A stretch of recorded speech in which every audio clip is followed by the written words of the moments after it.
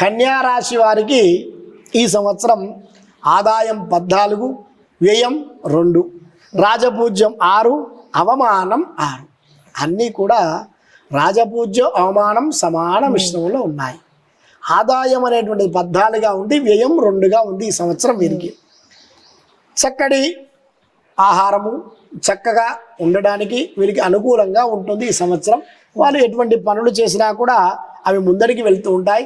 నూతన వస్తువులు కానివ్వండి, నూతన వస్త్రాలు, నూతన వాహనాలు కొనుగోలు చేసేటువంటి అవకాశం ఎక్కువగా ఉంటుంది ఈ సంవత్సరం వీరికి ఈ సంవత్సరం రాహుతోని చిన్నగా ఇబ్బంది కలిగేటువంటి అవకాశం ఉంది. ఎందుకంటే రాహు అనేటువంటి వాడు 6వ స్థానంలో ఉన్నాడు, కేతు 12వ స్థానంలో ఉన్నాడు. వీరిద్దరు కూడా ఒకరికొకరు ఎదురుగా ఉంటూ ఉంటారు. అలా ఉండి మిగతా గ్రహాలు ఉండడం వల్ల నేత్ర సంబంధమైనటువంటి బాధలు, నరములకు సంబంధించినటువంటి బాధలు అనేటువంటి ఈ సంవత్సరం వీరికి కలుగుతూ ఉంటాయి. శని 7వ స్థానంలో ఉన్నాడు, సప్తమంలో శని ఉన్నాడు.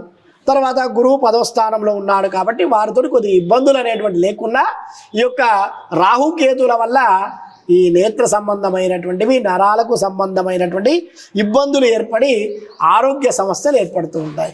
వారు చేసేటువంటి వృత్తులందు కూడా చక్కటి ఫలితాన్ని కలుగుతూ ఉంటారు. కొన్ని సందర్భాల్లో రాజకీయాల వారికి మాత్రం కొద్ది కష్టాలు కలిగేటువంటి అవకాశం, ఇబ్బందులు ఏర్పడుతూ ఉంటాయి. వారికి అటువంటి సమస్యలు వారికి ఏర్పడుతుంటాయి. ఉద్యోగస్తులకు అధికారులతోటి మధ్యలో చిన్న సమస్యలు ఏర్పడ్డా కూడా వాటిని వారి యొక్క చాకచక్యంతో ఆ గురువు అనుగ్రహం వల్ల దాన్ని తొలగింప చేసుకునేటువంటి అవకాశం ఈ యొక్క గ్రహాల వారికి, ఈ కన్యా రాశి వారికి ఈ సంవత్సరం చక్కగా ఉంది. కోపం కొద్దిగా అధికంగానే ఉంటుంది కన్యా రాశి వారికి.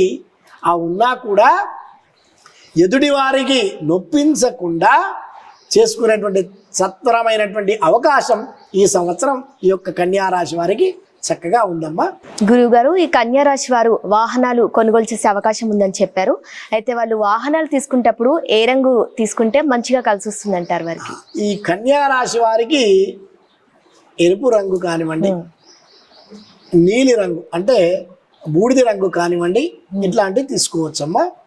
మీరు ఈ మధ్యార్థంలో చక్కగా రామరక్షా స్తోత్రాన్ని పారాయణం చేయడం వల్ల, ఆదిత్య హృదయ స్తోత్ర పారాయణం చేయడం వల్ల వీరి లోపల ఉన్నటువంటి కోపం అంతా కూడా తగ్గిపోయి ప్రశాంతత అనేటువంటిది ఏర్పడుతుంది.